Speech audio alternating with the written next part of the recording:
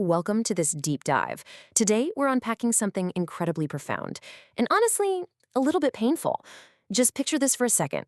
You're sitting by a window, a middle aged observer watching the autumn leaves fall, and you're looking back at those roaring, fleeting years of your youth. What bubbles up? Is it a sense of quiet satisfaction, or is it a deep, hollow ache of something lost? Well, let's jump straight in and pull apart this incredible paradox of youth, a time we all lived through but somehow maybe never truly possessed. It hits you right away with this devastating contrast. Think about our younger selves. We had boundless energy, peak vitality, literally all the time in the world to waste. But we had absolutely no right to choose our path. Now flip that to our middle-aged reality. We finally hold the reins. We have the power, the control, the autonomy. But we're shocked to find that the very capital we need to enjoy it, that light, reckless, physical courage, is just gone. It's an absolutely brutal logical paradox. Moving right into our first major section, the tragedy of the missed feast. Imagine youth as this incredibly grand, exclusive banquet thrown entirely in our honor. The absolute tragedy is that we were somehow locked out of the venue. There's a thought here that just pierces right through you. The deepest regret in life is possessing youth, but neither realizing its existence nor truly enjoying it. Take a second to let that sink in. It's not just a personal failure, it's almost a tragic fate of human society. When we were right in the middle of that vibrant, buzzing summer of our lives, we didn't even realize we were standing in the brightest sunlight we'd ever see.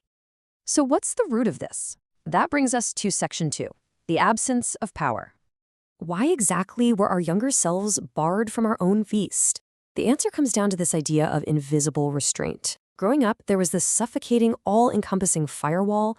Society, our families, they all teamed up to build it, mostly out of good intentions, right? But in reality, this firewall completely isolated us from any true enjoyment of the world. We were kept in a carefully managed greenhouse, living more like obedient apprentices than actual, living, breathing humans.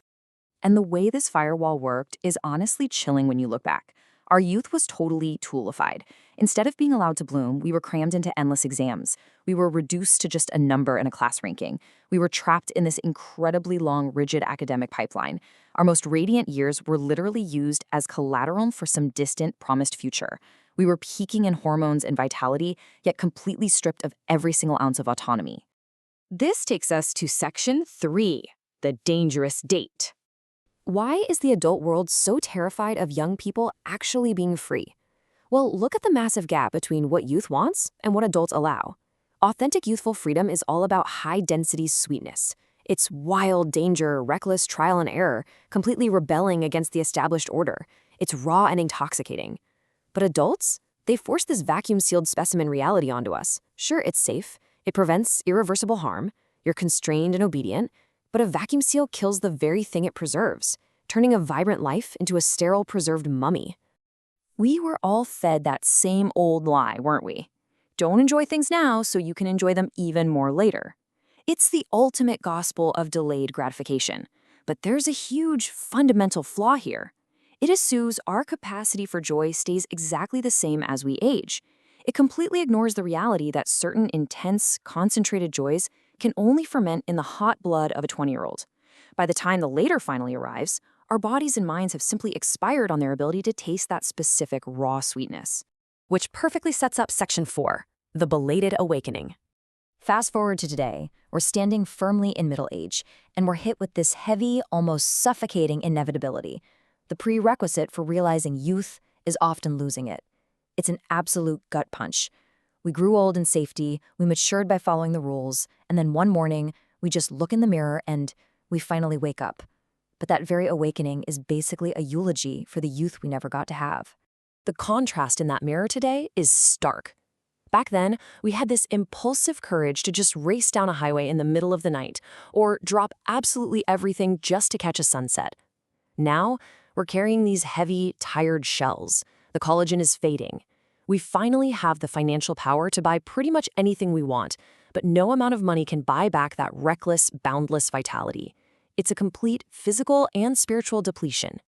And how do we deal with that? Let's dive into section 5, compensation and emptiness. Since that feeling is forever lost, human nature kicks in and we scramble for substitutes.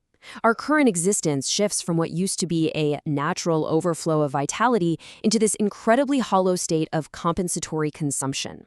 We spend money, we chase status, we flex our power, all in a desperate, ultimately futile attempt to buy back a ghost. Deep down, we know it's just a hollow echo of what we actually crave.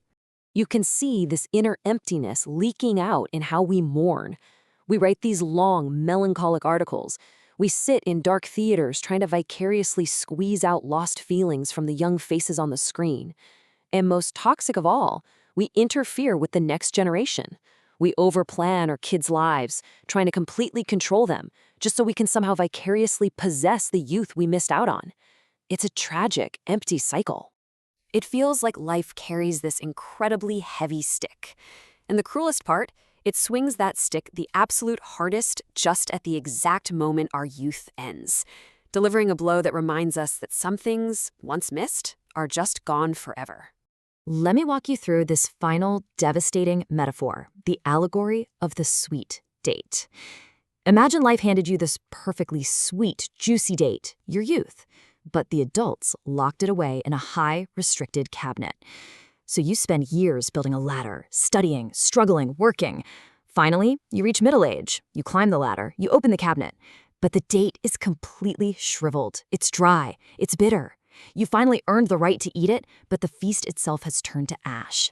And taking a step back, you realize this isn't just a personal failure. This is the tragic cost of human civilization itself. In our obsession with safety, order, and predictability, we systemically sacrifice our most radiant, creative, and gloriously chaotic years.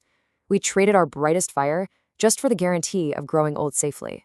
So as we look back through the heavy fog of the years, spotting the phantom of our younger selves, so incredibly radiant, yet so completely bewildered and boxed in by the rules, there's really only one thing left to say. So much regret. But sitting with that weight, really feeling the true cost of that lost time, makes you wonder, now that you finally hold the keys, what are you going to do with the time you have left?